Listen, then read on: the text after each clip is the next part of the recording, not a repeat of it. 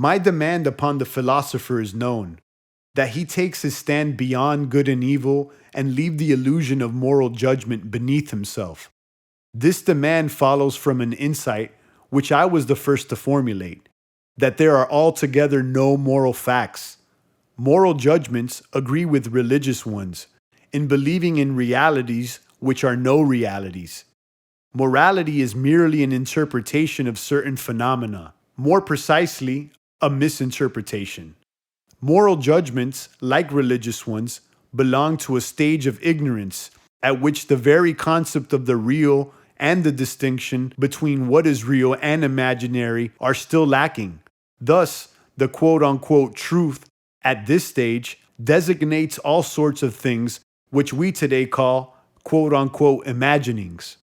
Moral judgments are therefore never to be taken literally. So understood, they always contain mere absurdity. Semiotically, however, they remain invaluable.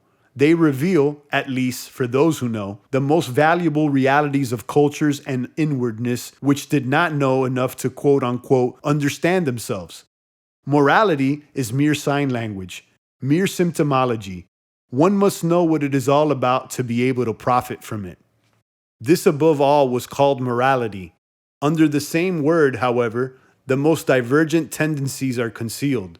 Both the taming of the beast, man, and the breeding of a particular kind of man have been called a quote-unquote improvement. Such zoological terms are required to express the realities. Realities, to be sure, of which the typical quote-unquote improver, the priest, neither knows anything nor wants to know anything. To call the taming of an animal its quote-unquote improvement sounds almost like a joke to our ears. Whoever knows what goes on in the menagerie doubts that the beasts are improved there. They are weakened, they are made less harmful, and through the depressive effects of fear, through pain, through wounds, and through hunger, they become sickly beasts. It is no different with the tamed man who the priest has quote-unquote improved.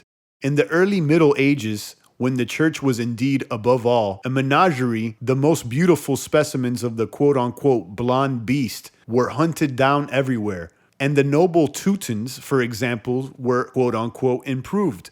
But how did such a quote-unquote improved Tooten, who had been seduced into a monastery, look afterward?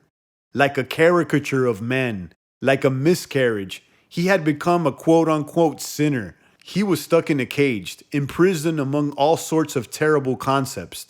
And there he lay, sick, miserable, malevolent, against himself, full of hatred against the springs of life, full of suspicion against all that was still strong and happy.